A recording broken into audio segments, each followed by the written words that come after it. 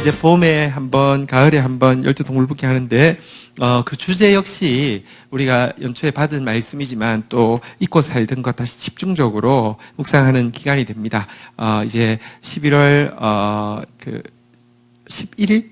목사님 언제가 월요일이죠? 11월 10일? 5일부터, 이게, 아이고, 바보. 11월 5일부터 열두동물북기가 시작됩니다. 주제가 무엇일까요? 한번 다시 따라하겠습니다. 날마다 찬송하리이다. 그렇게 하는 거 아니에요. 날마다 찬송하리이다. 영원히 성축하리이다. 네. 그리고 우리가 진짜 찬송하고 성축하고 나아가면요, 사단이 정말 무서워합니다. 성도의 찬송은 사단의 장성곡입니다. 지금도 일하고 계시지만 우리 찬양할 때, 여호사밧의 군대가 찬양할 때 하나님의 역사가 무엇인지 보게 하셨던 것처럼, 이제 사실은 이제 11월 달부터 저희가 이제 10월 달과는 다른 달이거든요. 10월 달까지는 월세를 반만 내면 됐지만 11월 달부터는 우리가 다 내야 되는 때입니다. 지난주도 말씀드렸지만 10월 달까지는 하늘에 만나가 내려서 감당하게 하셨는데 11월 달부터는요, 우리가 추수해서 먹게 하실 것입니다. 그래서 이때 근데요, 추수해서 먹게 하실 텐데, 여러분 뭐 어떻게 갑자기 먹어요? 근데 이스라엘 백성들도 만나가 딱 끝날 때가요, 딱 들어갔더니 만나가 그쳤더니 떠서 내일부터 뭐 먹고 살지, 가나안 땅 딱 들어가니까 추수 때여가지고요, 다 휘어져 추수하게 되어서 얼마든지 먹었습니다. 이 새 역사를 보게 될 텐데요, 새 역사를 볼 때 출발이요 무조건 찬송입니다. 우리 다시 한번 고백하겠습니다. 마지막으로 한번 고백하겠습니다. 날마다 찬송하리이다. 영원히 성축하리이다. 할렐루야. 네, 우리 내일 GT 말씀 보도록 하겠습니다. 민수기 20장 22절부터 21장 3절까지 내용입니다. 한 절씩 읽고 말씀 나누겠습니다. 22절, 이스라엘 자손 곧 온 회중이 가데스를 떠나 호르산에 이르렀더니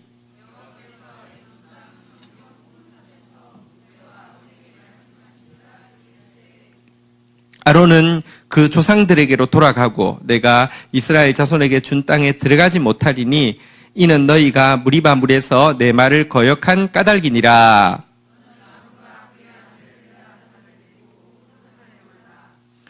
아론의 옷을 벗겨 그의 아들 엘르아살에게 입히라. 아론은 거기서 죽어 그 조상들에게 돌아가리라.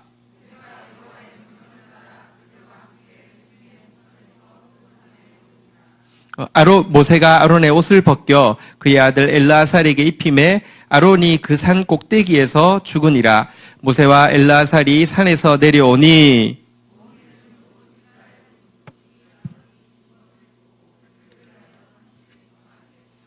네겝에 거주하는 가나안 사람 곧 아랏의 왕이 이스라엘이 아다림 길로 온다 함을 듣고 이스라엘을 쳐서 그중 몇 사람을 사로잡은지라.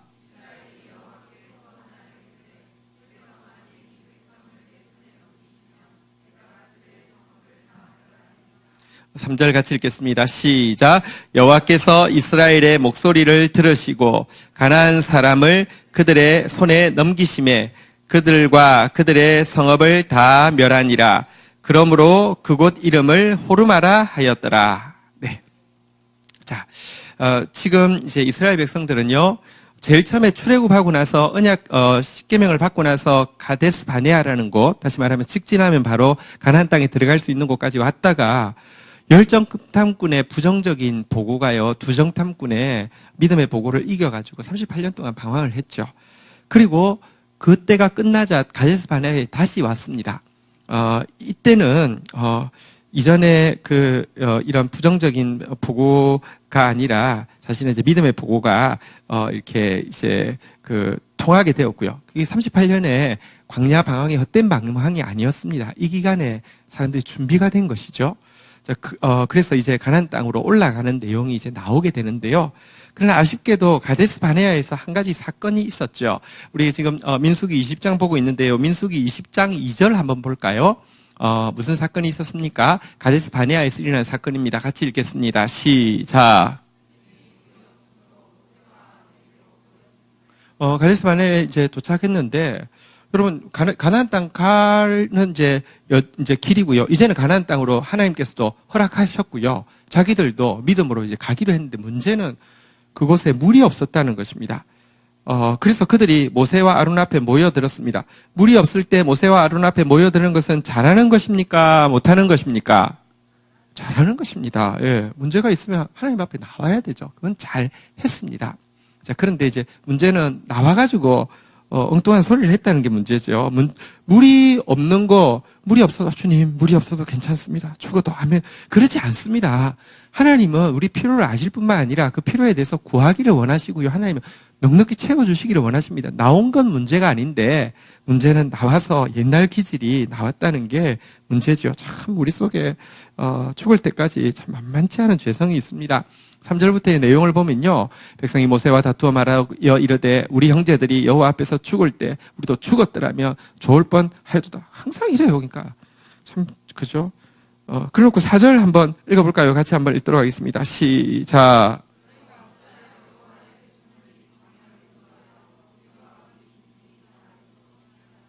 네, 확 죽어버렸으면 좋았을 것을. 그래놓고는 또 왜 우리를 죽게 하느냐고 또 이렇게 원망하고는요. 5절에 보니까요. 너희가 어찌하여 우리를 애굽에서 나오게 하여 이 나쁜 곳으로 인도하였느냐. 애굽은 좋은 것이고 이곳은 나쁜 것이고요. 자, 그리고는요. 이곳에는 한번 따라하겠습니다. 파종할 곳도 없고 무화과도 없고 포도도 없고 석류도 없고 마실 물도 없도다. 짧은 시간에 굉장히 효과적으로 원망을 하죠. 없는 것 쫙 머리가 진짜 천재인 것 같아요. 원망하는 데는 진짜 천재성이 있어요. 이게 우리 속에 있는 원죄가 있어가지고요. 딱 원망할 거에 대해서는 천재성을 발휘합니다. 여러분 다시 이야기합니다. 물이 없어서 모세와 아론에게 나온 거 잘못한 거 아닙니다. 잘한 겁니다.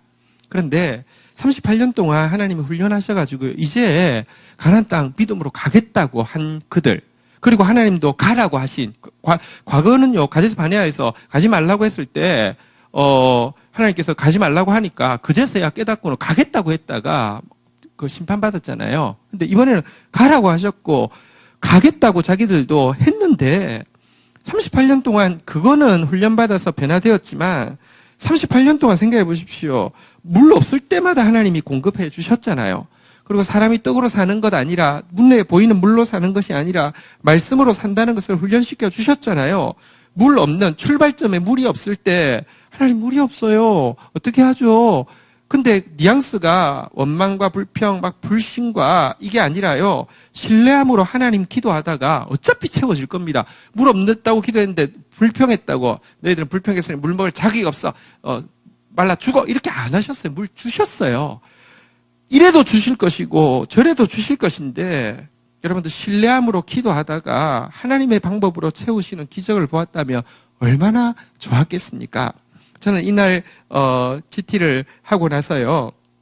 이제 2절이 여기 있는 본문 GT를 하고 나서 제가 이제 우리 전 목사님하고 같이 이렇게 잠시 그 GT를 이제 오늘 받은 말씀을 좀 나누었습니다. 이렇게 나누었습니다.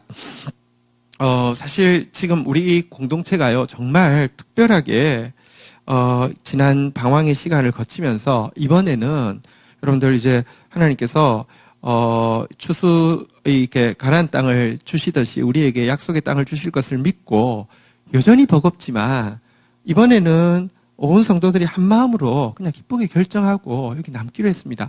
사실 쉽지 않습니다. 이건 뭐 우리한테 이 월세 엄청납니다. 물론 이렇게 보증금을 올리는 조건으로 많이 저렴해졌지만 그래도 여전히 우리 그 예산 전체보다 훨씬 많습니다. 근데 현실적으로 보면 우리한테는 이걸 채울 수 있는 여력이 보이지 않습니다.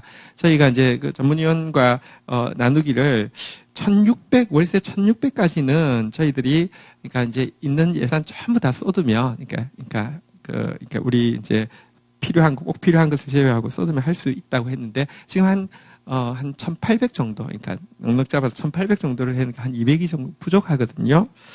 근데 이제 이 물이 없는 건 현실이에요. 물이 없는 건 현실인데, 근데 요거에 앞에서 우리가 두 가지를 할 수 있는데 물이 없다고 이렇게 뭐랄까 원망하거나 혹은 물이 없다고 낙심할 수도 있고 하나님 앞에 물이 없어요라고 기도할 수도 있는데 나는 오늘 말씀 보면서, 물이 없는 건 현실이지만, 현실 앞에서 반응하는 건 전혀 다르게 반응할 수 있는데, 어차피 또 하나님 채워주실 건데, 나는 이번에 온 성도들도 지금 성숙하고 있지만, 이번에 진짜 좌절하지 이렇게 낙심하지도 않고 혹은 원망하지도 않고 그냥 착하게 하나님 물 없어요 하고 이렇게 계속 바라봐야 되겠다. 오늘 이렇게 적용을 나누었습니다. 근데 이게 우리 목요일자죠. 근데 그날 어디서 전화가 왔습니다. 전혀 언질도 주지 않았습니다. 근데 전화가 왔습니다. 그리고는 결론은 뭐냐고 하면 여기 있는 기독 학교가 이 교회 공동체에서 이제 되게 은혜를 입고 있으니까 이제 그거에 대한 이렇게 사용을 하고 있는 것에 대해서 감사하는 표현으로 200만 원씩을 이렇게 지원을 하겠노라고. 저 사실 그러니까 뭐 이게 우리가 얼마가 부족하고 이런 이야기 또 상황도 한마디도 안 했는데요. 그렇게 먼저 연락이 왔어요.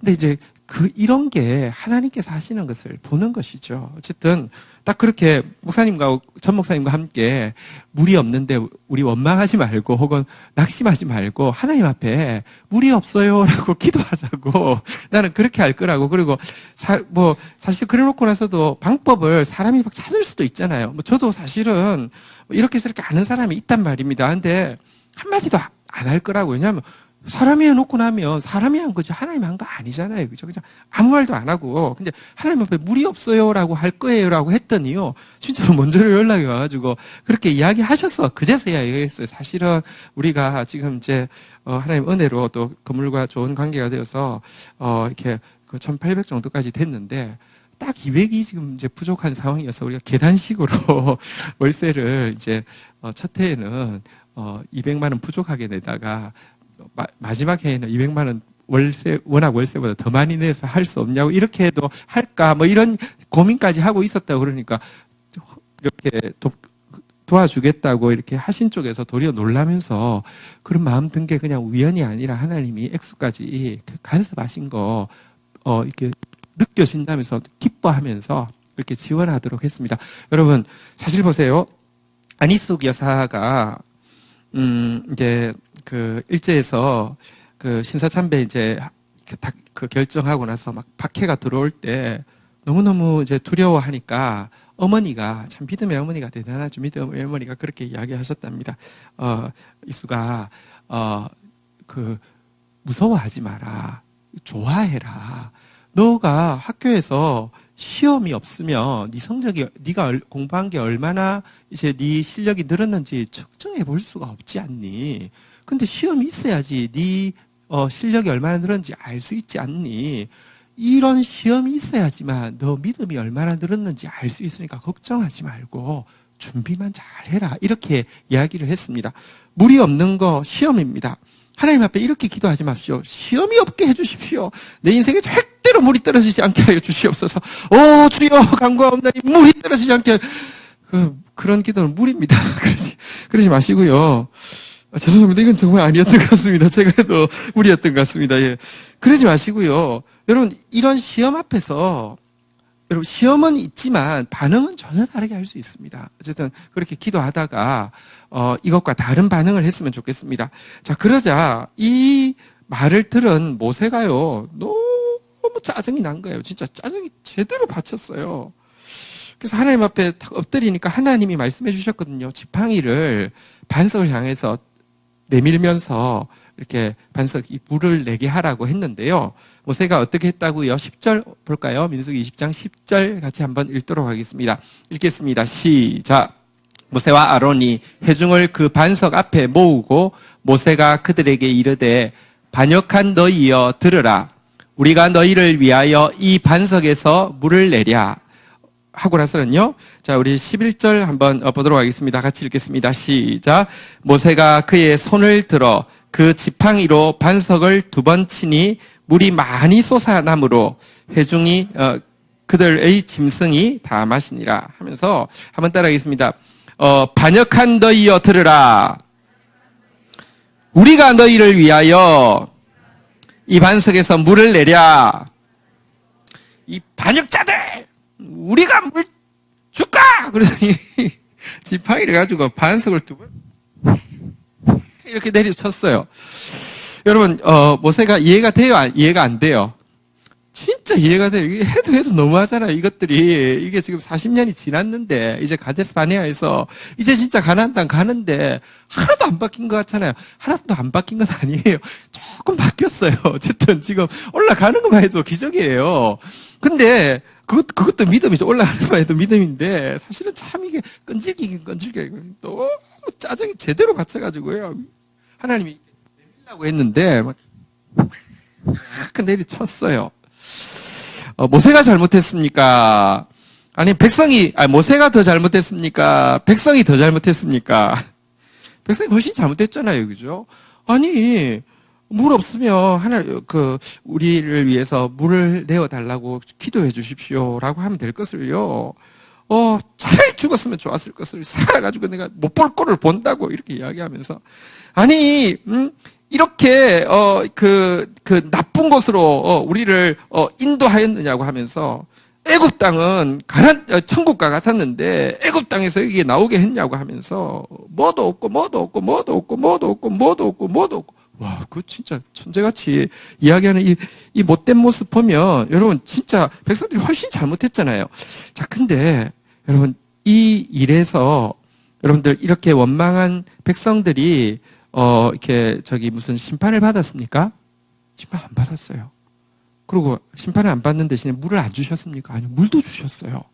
근데, 누가 심판받았습니까? 모세와 아론이요. 한번 확인해 볼까요? 12절 같이 한번 읽도록 하겠습니다. 읽겠습니다. 시작.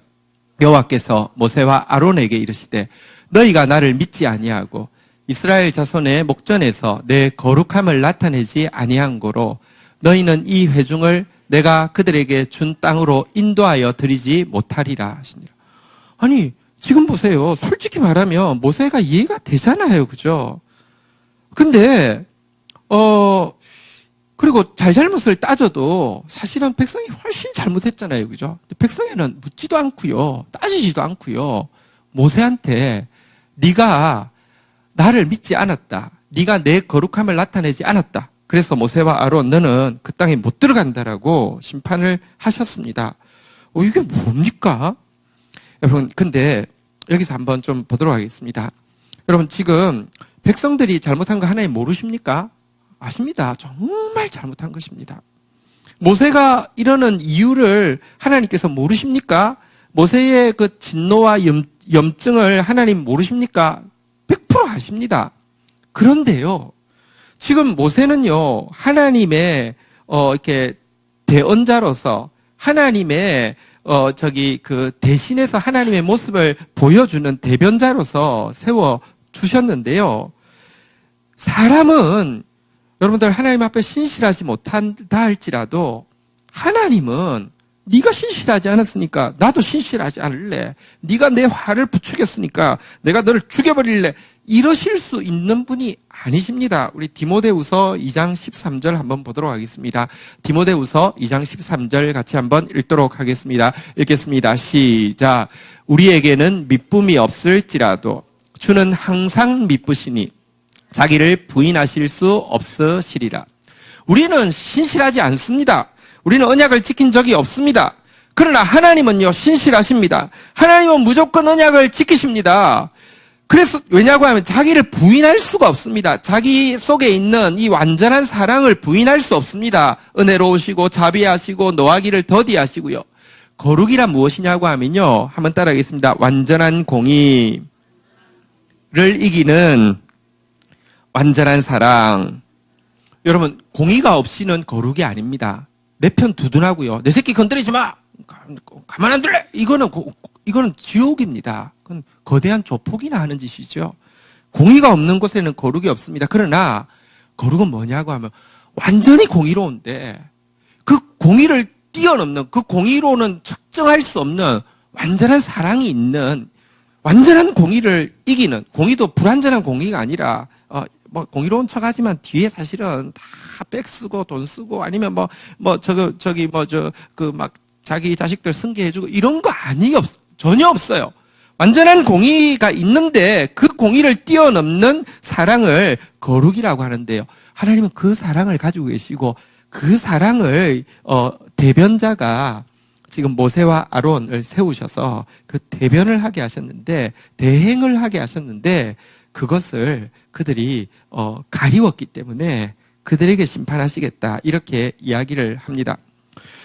모세 억울하죠. 사실은 약간 억울하긴 약간 억울한 겁니다. 왜냐하면 모세에게 잘못이 없습니까? 잘못은 있습니다. 이건 정말 우리가 물 주랴, 자기들이 뭐 어떻게 물을 줍니까?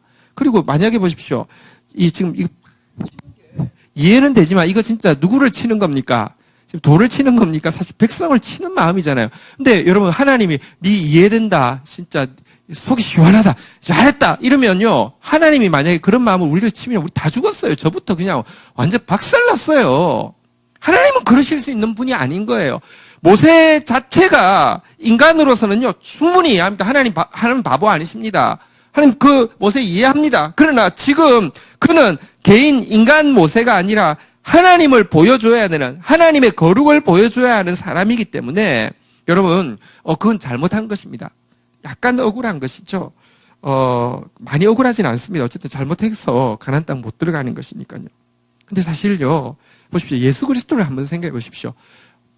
모세가 약간 억울하다고 하면 예수 그리스도는 완전 억울하십니다.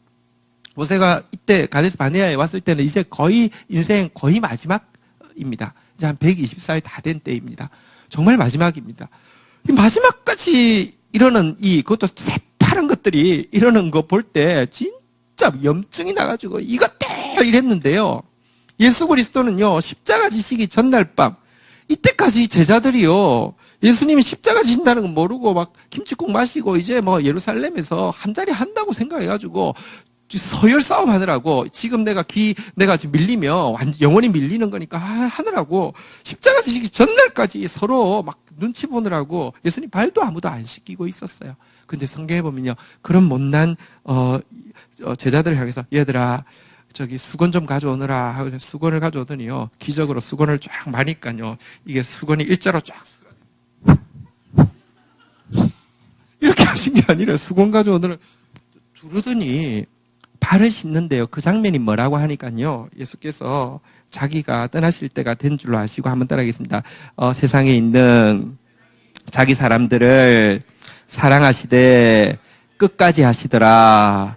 모세는 마지막에 진짜 역정은 이해가 되지만 했는데, 예수님은요 그런 못난 제자들을 끝까지 사랑하셨어요.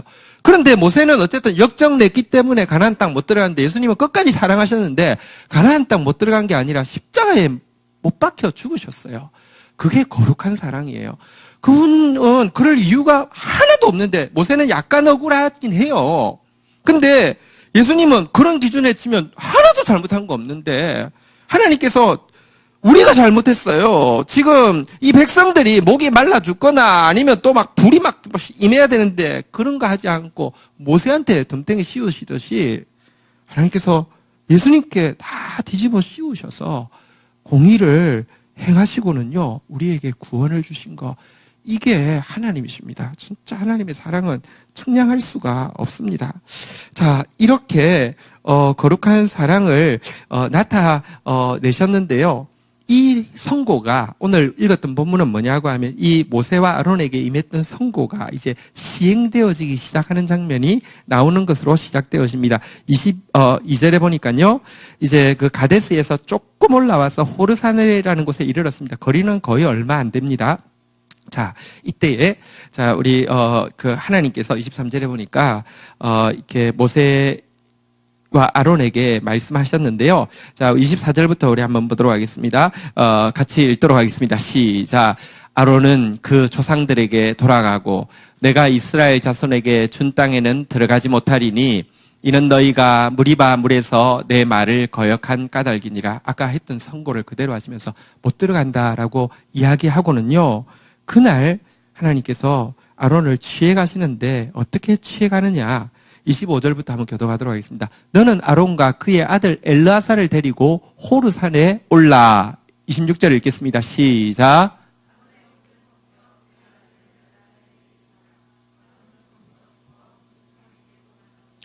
하나님께서 뭐라고 선고했냐면 이제 못 들어가. 자, 그러니까 이 호르인데요. 호르 산으로 올라가. 그리고 그의 아들인 엘라살을 데리고 올라가. 그래서 아론의 옷을 딱 벗겨서 엘라살에게 입히고 나면 아론이 죽을 거야. 이렇게 이야기했습니다. 특별한 죽음이죠. 특이한 죽음이죠. 자, 이렇게 했더니요. 실제 어떻게 되었느냐. 그대로 되었습니다. 이어지는 27절, 28절 한번 보면요. 모세가 여호와의 명령을 따라 그들과 함께 회중의 목전에서 호르산으로 오르니라. 28절 같이 읽겠습니다. 시작.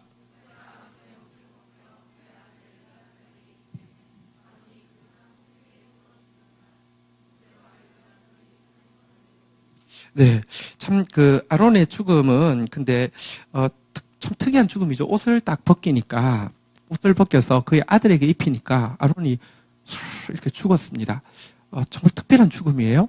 근데, 이 아론의 죽음에 대해서 우리가 한번 좀 생각을 해보도록 하겠습니다. 이 제사장의 옷은 이제 아론에게 주어진 은총의 사명이잖아요. 그죠? 아론이 잘해서 주어진 거 아닙니다. 아론도 마른 막대기입니다. 아무것도 없습니다. 그럼 하나님께서 택하시니까요. 그를 통하여서 um이 돋고 순이 나고 꽃이 피고 열매가 맺히는 생명의 통로로 그가 형단을 들고 중간에 서기만 해도 속죄가 이루어지는 대제사장으로 세워주셨습니다. 은혜인데요. 어쨌든 제사장의 옷은 은혜의 사명인데 사명을 끝내자. 다시 말하면 옷을 벗자 죽었습니다. 사명을 다 감당한 죽음. 정말 아름답죠. 사명을 다 감당한 죽음. 참 아론의 죽음 같은 죽음을 죽기를 원합니다. 여러분 어떻게 하면 아론처럼 죽을 수 있을까요? 우리 각자에게 하나님 사명이 있는데요. 사명 다 감당하고 사명 딱 이 끝날 때 내 목숨 딱 끝나는 거 얼마나 아름답습니까? 아론의 이 축복 그리고 또 한 가지 축복은 뭐냐고 하면 그 사명이 자기만 감당할 뿐 아니라 한번 따라하겠습니다. 엘르아살에게 옷이 딱 넘어갔잖아요. 그죠? 사명을 내가 잘 감당하는 것도 중요한데 사명을 다음 세대에게 정확하게 물려주는 것도 정말 중요합니다. 우리 교회는요. 우리 당대 때 얼마나 아름다운 교회를 이루느냐로 여러분 우리 사명 감당했다. 우리 할 만큼 했다. 그렇게 절대로 이야기해서는 안 됩니다. 우리는요. 아론에게서 엘르아살 제가 조금 이따 조금 부가 설명하겠지만 정말 훌륭한 대제사장이었어요. 여호수아와 엘르아살이 같이 이 가나안 땅을 정복하는데요. 사실 보면요. 정치적인 일에서는 여호수아를 앞세우지만 대부분의 일에서는 엘르아살과 여호수아 이렇게 나옵니다. 정말 대제사장의 일을 잘 감당했습니다. 아론보다 훨씬 더 잘 감당했어요. 사명을 자신이 딱 사명 다 감당하고 죽은 모습도 아름답지만 전술을 너무 잘해준 이것도 정말 아름답잖아요. 어떻게 이런 아론이 이런 축복을 받을 수 있었는지 조금 나누는 시간을 가지겠습니다. 먼저 아론은 흠이 참 많지만 한 가지 특징적인 선이 있습니다. 하나님이 아론을 받으신 한 가지 특징적인 선이 있습니다. 우리 민수기 12장 11절에 아론의 말을 한번 좀 읽어보도록 하겠습니다. 여기에 아론에게 있는 선함이 보이는데요. 같이 한번 읽도록 하겠습니다. 읽겠습니다. 시작.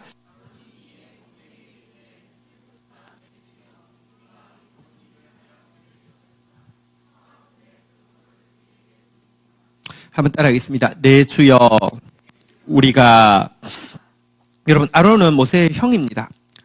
그리고 또 아론은요. 사실은 뽑은 이유가 모세가 제가 말을 못합니다라고 했는데 네 형이 있지 않냐? 그러면 아론은 말을 잘하는 사람입니까? 못하는 사람입니까? 여러분 말 잘하는 사람은요.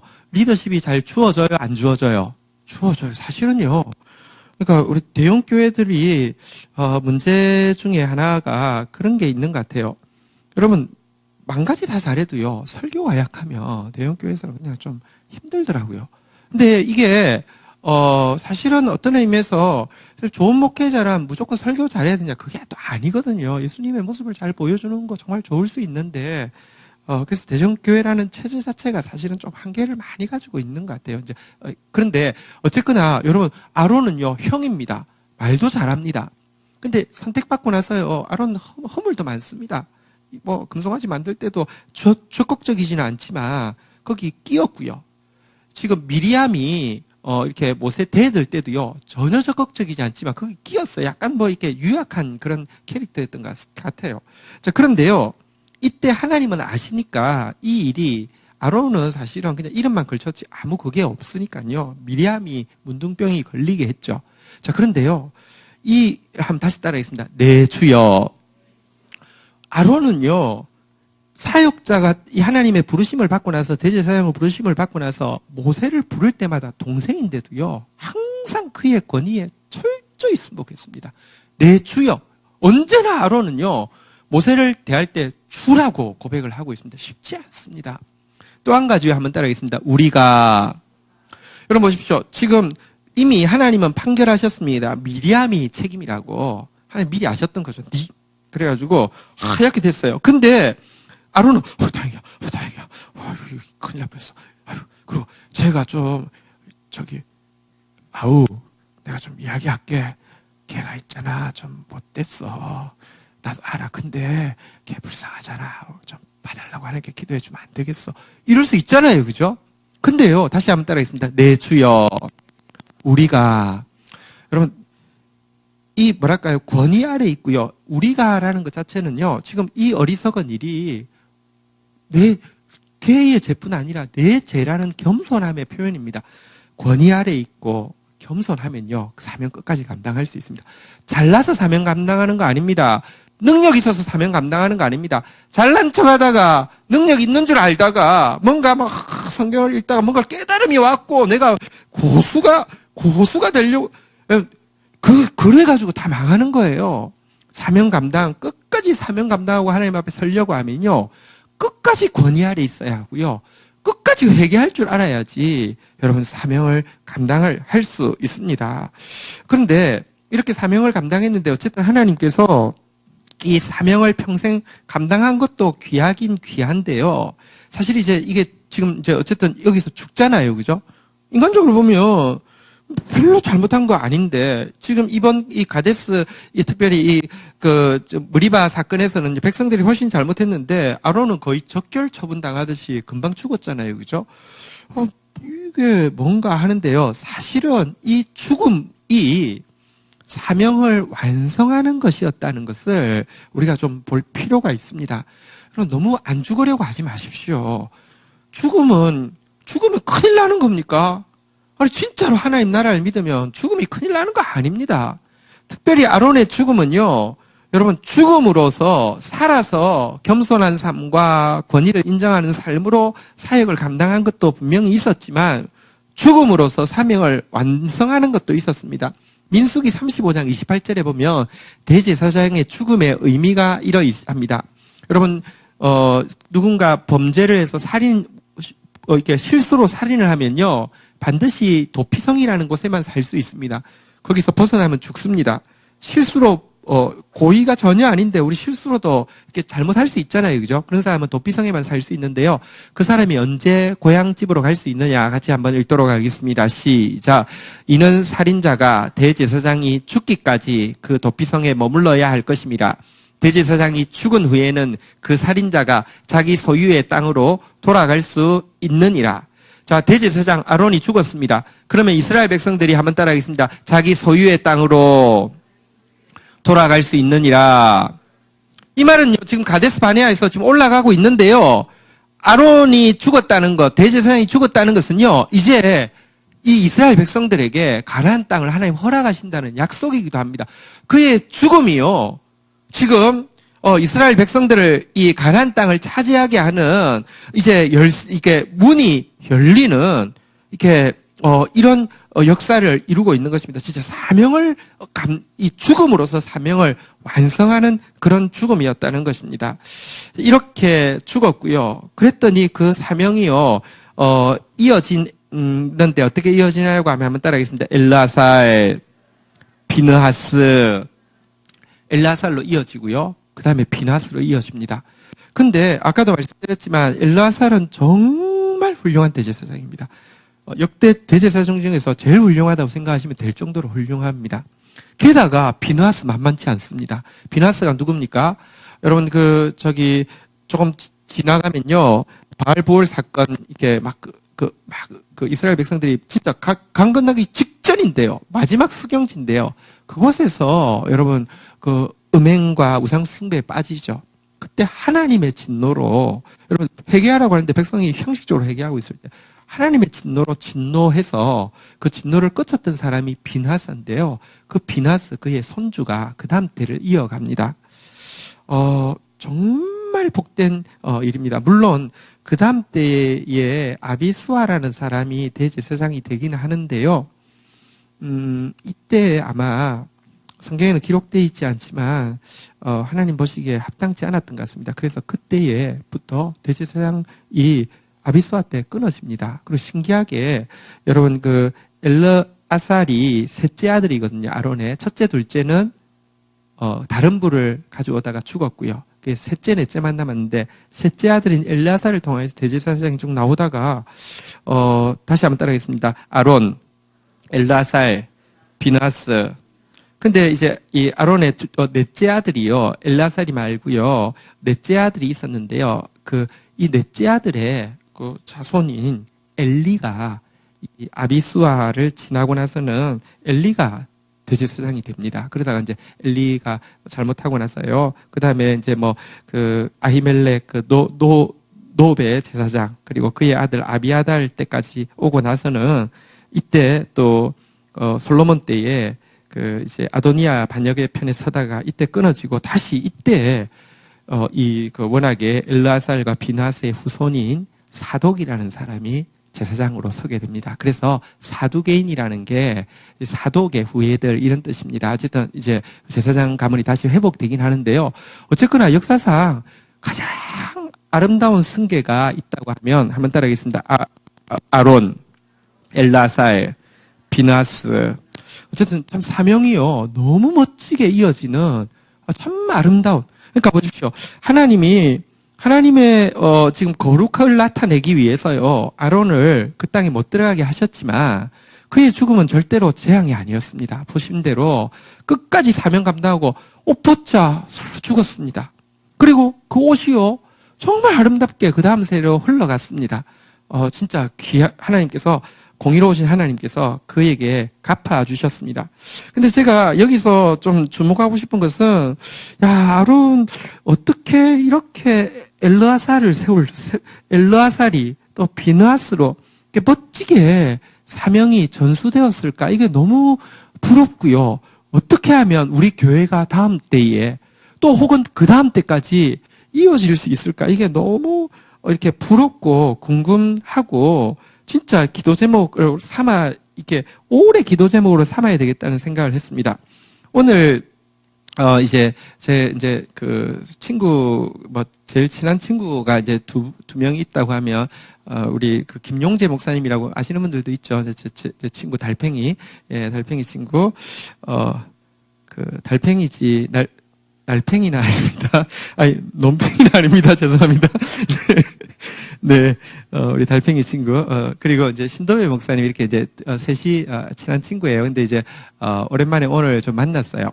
근데, 이런 이야기를 했어요. 이제 신 목사님이, 그러니까, 이렇게 온누리에서 이제 쭉 사역하고 또 지금도 이제 드림교회 사역을 잘하고 계신데, 이런 이야기를 하는 거예요. 자기가 보니까, 목사가, 온누리교회에 이제 부목으로 있을 때도 막 난다 긴다 하는 목사들이 참 많았대요. 어떤 목사는 하면 무조건 뭐를 맡아도 예를 들면 어떤 예배가 금요 예배가 잘 안 된다. 근데 그분 탁 맡기면 무조건 기본 1000명 이상은 모여서 1,000명의 사람인가 어쨌든 자기들끼리 이렇게 불렀대요. 무조건 되는 그런 사람. 그러니까 이런 사람들이 막 여러 명을 봤는데 자기가 여러 경우를 봤는데 결론은 뭐냐고 하면, 이제 그들도 지금은 이제 나이가 되어서 이제 대부분 담임을 하잖아요. 그죠? 근데 능력이 있다고 목회가 잘 되는 것도 아니고, 또 능력이 없다고 안 되는 것도 아닌 것을 보면서, 복이 부모 때에서부터 이어지는 복이 있구나라는 사실을 너무 절감한다는 거예요. 그러니까 부모 때부터 이어지는 복. 그러니까 보면, 어떤 목회자는 좀 부족한 것 같은데 부모 때에 진짜 하나님 앞에서 살았던 그 삶이 있으며 이래도 되고 저래도 되게 하시는 하나님의 은혜가 있다는 거예요. 그 이야기를 하다가 그 다음에 이어지는 이야기는. 근데 사실 제가 봐도 신 목사님 좀 잘 살고 있어요. 그러니까 참 정말 이렇게 복을 쌓는 삶을 살고 있어요. 여러분, 우리 이번에 성도가 묻고 성경이 답한다는 주제가 있는데, 자녀 양육 어떻게 해야 되느냐, 이런, 내용이 있었는데요. 시간 관계상 답을 못 했는데 답을 두 가지로 하고 싶은데요. 첫 번째는요, 자녀를 어떻게 이렇게 잘 키울까 생각하지 말고, 내가 어떻게 하면 하나님께서 나보고 내 자녀에게 복을 줄 수밖에 없는 사람이 될까? 그거 고민하세요. 자녀 고민하지 마세요. 문제는 너지, 네 자녀가 아니에요. 진짜요, 진짜. 이게요, 이게 막 공부 잘 시켜놓는다고 되는 게 아니에요. 내가 하나님 앞에 복의 삶을 살면요, 아론에게서 엘르아살에게 넘어가는 것처럼 그런 복이 있단 말이에요. 이게 첫 번째 답이고요. 근데 두 번째 답은, 그러다가 또 이야기가, 근데 말이야, 우리 막 이야기하다, 근데 잘 됐어요. 분명히 어떤 목회자는 자기가 볼 때 세상에서, 모든 목사님 중에서 속이 제일 좁아. 진짜, 지만 알아. 근데 너무 잘 되고 있대요. 그래서 왜 그럴까 생각해 볼 때, 진짜 부모 복이구나. 부모 복이 흘러가고 있구나. 이런 걸 느끼고, 그건 자기 복이니까. 근데 문제는, 그 다음 때가 어떻게 될까를 보면서 자기가, 그러니까 남 신경 쓸 것 같고 우리 신경 써야 되죠. 우리 자녀들은 어떨까? 그러니까 자기가 지금 정말 하나님 앞에서 잘 살고 계세요. 참 제가 보면 귀해요. 그러니까 계속 어떻게 하면 개척하시는 목사님들 어려운데 어떻게 하면 개척할 수 있도록 도울까? 그래서 지금 드림교회가 교회 장소를 인큐베이터로 사용해서 개척하도록 하는, 자기하고 일면식도 없는 분들을 이렇게 개척하도록 지원해주는 교회가 여러 교회가 있어요. 그러니까 참 잘 살고 있어요. 그러니까 자신이 그래요. 하나님께서 우리 자녀들 잘 되게 하실 거라고. 얘들이 이렇게 특별히 공부를 잘하거나 이런 게 아니어도요, 믿음이 있더라고요. 그러니까 잘 되게 하실 거라고. 그런데 문제는 그 다음 때로 우리 자녀가 잘 되는 것은, 그러니까 복이 쌓였으니까 그럴 수 있는데, 그 다음 때가 잘 되는 것은 우리 자녀한테 내가 제대로 교육을 시켜야 되는데, 그 교육이 뭘까? 어떻게 하면 그 다음으로 이어질까? 그게 이제 자기 오랜 고민이었다는 거예요. 그러다가 답을 찾았대요. 그게 뭐냐고 하면, 내가 옛날에는 우리 자녀 위해서 사실 소박하죠. 그래도 큰 교회 목사님인데 다른 거 없고, 나 그냥 평생 그냥 열심히 살다가 집 한 채 조그만 거 남겨가지고 자녀 줘야지, 이런 생각을 옛날에는 가지고 있었대요. 그냥 큰 욕심이 아니라 이거 꼭 이랬으면 좋겠다 이런 게 아니라 그냥 자연스럽게 가지고 있다가, 그거는 그냥 완전히 접었대요. 그러니까 하나도 안 남겨 주리라. 한 가지 아이한테 이걸 교육시키기로 했대요. 네가 하나님 앞에서 진실하고 정직하게 살되 네 인생에 이렇게 가장 그러니까 중요한 시간, 아니면 네가 만약에 이렇게 예를 들면 노년이 되든지, 너의 인생의 끝은 선교지에서 끝을 내라. 네는 복을 받기 위해서 태어난 사람이 아니라 복을 나누기 위한 사람인데, 복을 나누어야지 그게 이어지지, 복을 받는 것으로 끝나면 안 된다는 거예요. 그러니까 무조건 네는 인생의 끝은 선교지에서 끝내라. 이걸 이제 가르쳐야 되겠다. 이걸 결단했다는 거예요. 그래서 거기 이제 우리 신 목사님 교회는 이제 공동 목회를 하는데, 이제 김여수아 목사님이라는 분이 그 둘이가 나이에도 갖고 친구거든요. 그러니까 딱 나누니까 김여수아 목사님도 눈을 반짝이면서 그거 좋다고, 우리 자식한테도 바로 그거 가르치겠다고. 진짜 죽이 잘 맞아요. 이제 보기가 좋아요. 너무 보기 좋아요. 근데 그럼 보세요. 우리가 자녀 어떻게 잘 양육할까요? 다시 이야기합니다. 니나 잘하세요. 네가 하나님 앞에, 하나님이 우리 다음 때를 복 주실 수밖에 없게 사세요. 그게 자녀 잘 양육하는 첫 번째 비결입니다. 그런데 두 번째는 잘 돼도 보십시오. 다윗이 그렇게 잘 사니까 솔로몬이 잘 됐잖아요. 잘 됐는데 끝이 진짜 참 솔로몬 불쌍하게 됐잖아요. 물론 쌓은 은혜가 너무 많고 그도 결국은 회개했기 때문에 마지막에는 돌아와서 전도서를 썼지만 그 후대가 참 복이 하나도. 근데 여러분들 그 자녀 때에 복을 물려줄 뿐만 아니라 그들 역시 복을 축복을 받는 사람이 아니라 축복에 통로되는 것을 목표로 하는 사람으로 키워줘야지만 복이 같이 흘러간다는 것입니다. 어쨌든 오늘 그 이야기 잔뜩 하다 왔습니다. 행복한 교제였는데요. 진짜 그렇습니다. 저도 우리 교회도 어쨌든지요. 하나님 복 주실 수밖에 없게 우리 사십시다. 한번 돌아보십시오. 하나님 공의로우십니다. 하나님은요. 평등한 게 아니라 공평합니다. 한번 따라하겠습니다. 심은 대로 거둡니다. 여러분들이 주라 그리하면 너희에게 줄 것이니 후히 되어 누르고 흔들어 넘치게 해서 주신다고 그랬어요. 심은 대로 거둡니다. 하나님께서 복 주실 수 있는 삶 사십시오. 그리고 내 새끼는 고생 안 해야지. 내 새끼는 나는 고생하지만 내 새끼는 아니요. 여러분 그들이 흘려보내지 않으면 썩습니다. 축복 아닙니다. 그러니까 돈을 물려주려고 하지 마시고요. 사명을 물려주십시오. 그게 복입니다. 어쨌든 하나님께서 오늘 이 아론에게 먼저 오늘 공의의 심판을 단행하시지만 그 심판이 죽음으로 사명을 감당한 것, 그리고 축복이 그 다음 때로 물러가는 것이 된 것을 보게 되었는데요. 자, 이제, 아론이 죽고 나자, 자, 우리 21장 1절 한번 보도록 하겠는데요. 이제 행진이 시작되어지는 장면인데요. 한번 보도록 하겠습니다. 우리, 1절, 같이 읽도록 하겠습니다. 시작.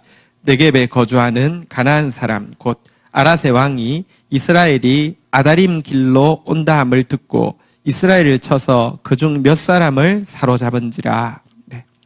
자, 이제 이스라엘 백성들 입장에서 한번 생각해 보십시다.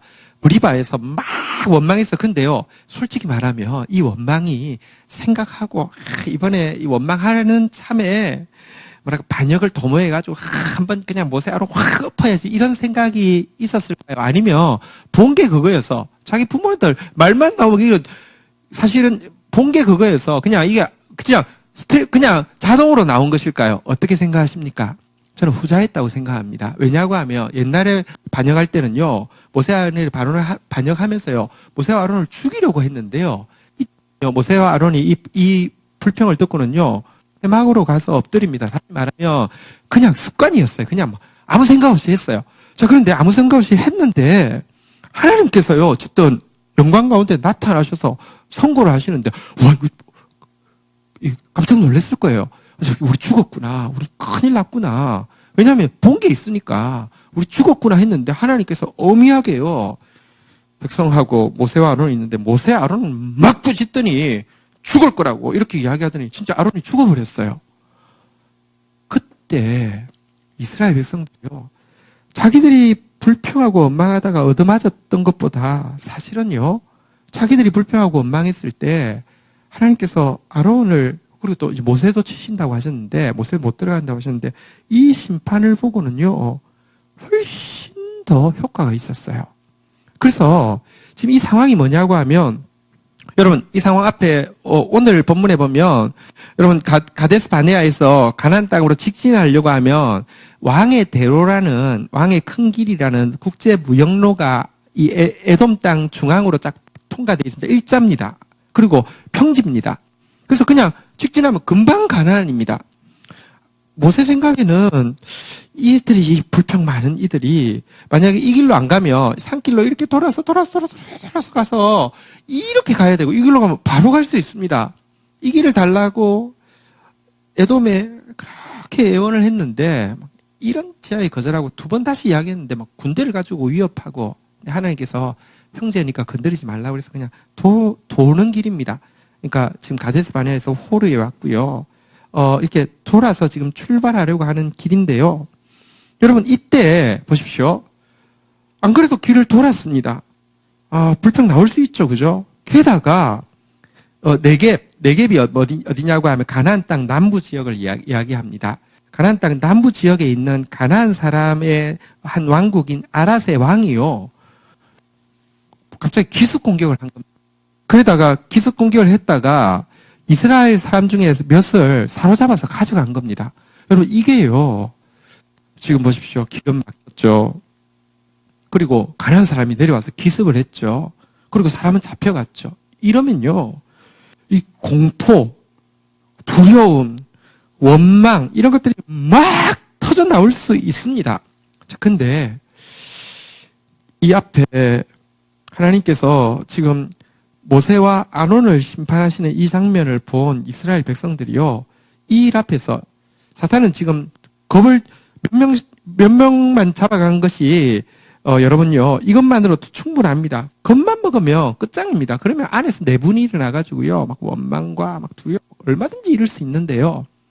여러분, 이 일 앞에서 이스라엘 백성들이 진짜 멋지게 반응합니다. 2절 한번 보도록 하겠습니다. 같이 읽겠습니다. 시작.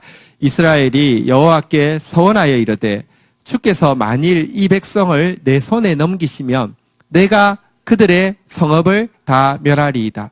자, 보십시오. 이게 이스라엘 백성들의 기도인데요. 한번 따라하겠습니다. 여호와께 서원하여 이르되, 자기들이요, 이제 원망이 아니라 서원을 합니다. 주께서 만일 이 백성을 한번 따라하겠습니다. 내 손에 넘기시면 내가 그들의 성읍을 다 멸하리이다. 여러분, 내 손에 넘긴다고 그랬는데 이게 지금 모세가 기도하는 겁니까? 아론은 죽었으니까 이제 없잖아요. 그죠? 누가 기도하는 겁니까? 백성들이 기도하는데 다 내 손에 넘기시면 내가라고 이야기합니다.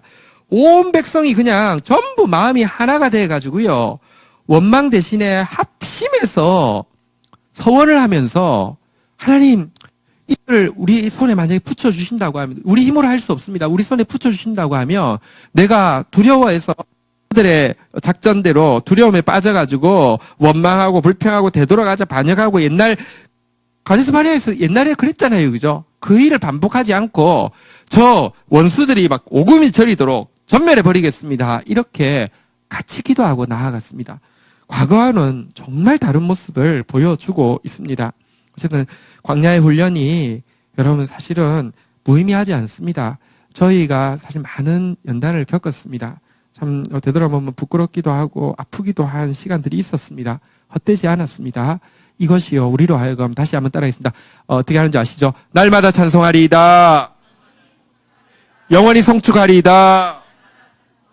과거와는 다른 모습으로 대응하게도 하셨고요. 또 똑같은 이 공포스러운 상황이고 원망할 수 있는 상황이고 길은 돌아가야 되고요. 물론 나중에 보면 완전하지는 않습니다. 원망도 합니다. 그래도요, 확연히 다른 모습을 다음 주에 한번 GT를 자세히 보시면 알 겁니다. 과거와는 확연히 다른 모습을 보입니다. 이렇게 딱 서원하고 나아가자 하나님께서 어떻게 역사하셨느냐, 진짜 멋지게 역사하셨습니다. 3절 같이 한번 읽도록 하겠습니다. 읽겠습니다. 시작. 여호와께서 이스라엘의 목소리를 들으시고 가나안 사람을 그들의 손에 넘기심에 그들과 그들의 성읍을 다 멸하니라. 그러므로 그곳 이름을 호르마라 하였더라. 여러분, 이 호르마라는 이름은 전멸이라는 뜻인데요, 굉장히 중요한 의미를 가지고 있습니다. 이스라엘 백성들이 옛날에 가데스 바네아에 있었습니다. 열정탐꾼의 보고를 듣고 우리를 죽이려고 하냐고, 우리 가난 지도자를 세워서 애굽 땅으로 돌아가겠다고 이랬을 때 하나님께서 나타나셨어요. 그날 열정탐꾼을 죽이셨습니다. 그리고 그들에게 너희의 이 불신앙과 원망 때문에 하루를 1년으로 계산해서 38년 동안 돌게 할 것이다, 이렇게 이야기하자 막 울면서, 아니라고, 우리는 올라가겠다고, 오늘 올라가겠다고 이야기하자. 하나님, 모세와 아론이 이야기하자. 올라가지 말라고, 올라가서 안 된다고. 근데 아니라고, 우리 올라가겠다고 하면서 막 올라갔어요. 올라가니까 그곳에 있는 가나안 아말렉 사람이 내려와가지고요, 올라간 사람을 죽였는데 몇 명을 죽였을까요? 올라간 사람 전부 죽었어요. 그래서 그곳 지명이 무엇이라고 했냐고 하면 민수기 14장 45절에 보면 가데스 바네아에서 한 지명이 생깁니다. 자, 한번 읽도록 하겠습니다. 읽겠습니다. 시작. 아말렉인과 상간 지대에 거주하는 가나안인이 내려와 그들을 무찌르고 호르마까지 하였더라. 이게 무슨 말이냐고 하면 올라간 사람 다 죽었어요. 근데요, 가데스 바네아에서 이런 트라우마가 있었는데요, 이번에 그 트라우마는요, 도망간다고 되는 문제가 아닙니다. 근데 이 트라우마를 건드리기 위해서, 너 이전에 여기 올라오다가 다 죽은 적 있지?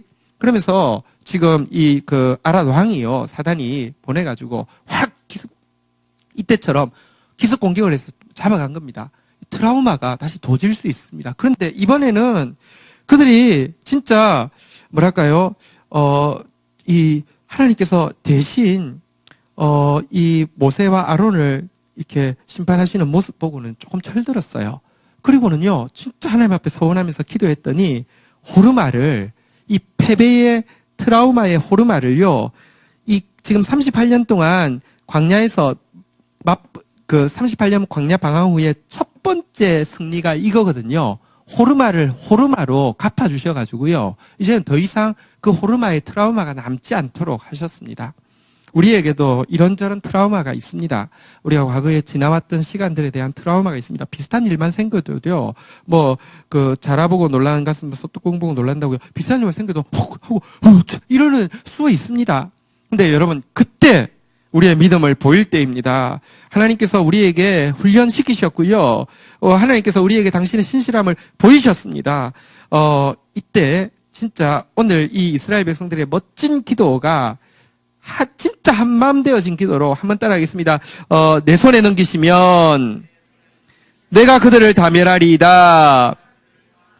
함께 한마음으로 딱 고백하고 나갈 때 호르마를 호르마로 바꿔주셨습니다.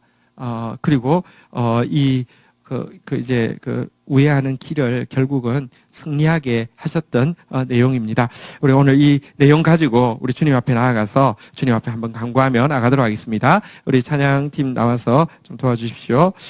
우리 같이 한번 찬양하겠는데요.